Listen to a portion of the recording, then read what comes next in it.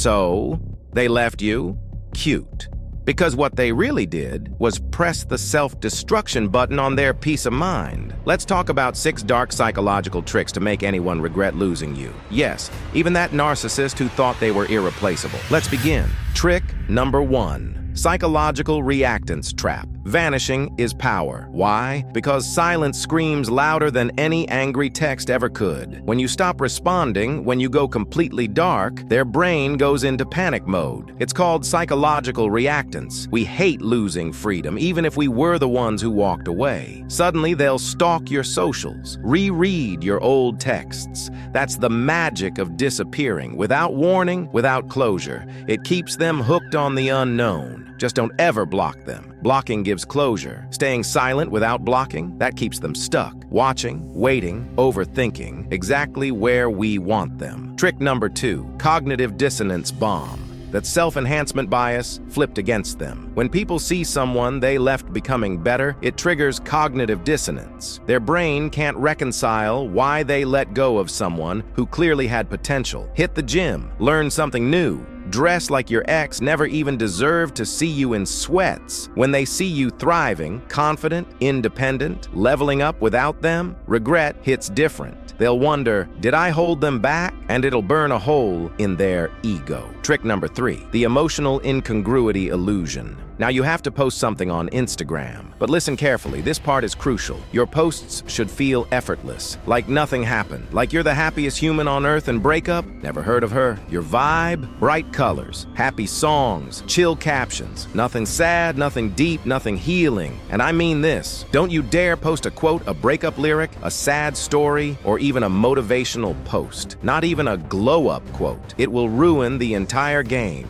Why? Because we're using emotional dissonance and impression management. When your emotional display doesn't match what they expect, sadness, pain, loss, it triggers cognitive incongruity in their brain. That confusion, it keeps them mentally invested. Snap a pic at a bar, a party, or a concert. Add just enough mystery. Show up in new places. Be unpredictable. This breaks their pattern recognition loop, making your presence impossible to ignore. Trick number 4, social scarcity, signaling. No, you don't need to make out with someone on camera, but hinting that others are into you, that's pure psychological warfare. Start appearing with new girls or guys, casually, playfully, nothing too obvious. And here's the trick. Look happier than ever, laugh harder, smile wider, shine like you're finally free, because nothing slaps their ego harder than seeing you happy without them. It makes them question everything. Wait, are they already dating that fast? Were they ever even sad? Did I mean anything? Did I just lose the best version of them? It's called social proof, and it creates scarcity. When people see others chasing you, their brain screams, wait, what did I miss? Even your ex won't be able to ignore that pull. Trick number 5, peak end memory hijack. Want to really mess with their memory? Just trigger nostalgia the right way. Here's the psychology. The peak end rule says we remember experiences based on 2 things, the emotional highs and the ending. Not the middle, not the logic, just how good it felt and how it ended. Let's say you both used to laugh at that one dumb inside joke, something only you two got. You casually drop it into a conversation with a mutual friend. Or better, post a meme with that phrase. Not directed at them, but they'll see it, and it will hit. Or maybe you both loved a certain song. You're at a party they're at, and that song just happens to play. Now their brain connects the good times with you and the ending with something unfinished. Even smells can trigger memory. Wear that same cologne or perfume, don't say a word, just exist in their sensory space. Trick number 6, the scarcity reversal. Now, here's what happens next. If you've done all the previous tricks right, disappeared, leveled up, played happy and mysterious, there's a high chance they'll try to come back. Maybe directly, maybe through a mutual friend. That's your moment of power. Say no at first. Even if part of you wants to say yes, don't. Say you're too busy. When they ask, can we talk? Just say, not right now, maybe someday. That maybe will haunt them. At first, act like you've moved on, even if you haven't. This triggers reactance. When people feel they're losing access, they try to reclaim control. Suddenly they want what they can't have. And you, if you still like them and they're not totally toxic. After rejecting them once, then you can agree to talk. On your terms. Only if they're compatible and actually deserving of a second chance. Remember, the second they feel they've won you back too easily, the game resets, and so does their interest. You've mastered how to make them regret losing you. But here's the twist. None of it works if you still lack confidence. So here's the final test. Can you handle the level up? Because none of this works if you still walk around with insecure energy. Tap the next video. 8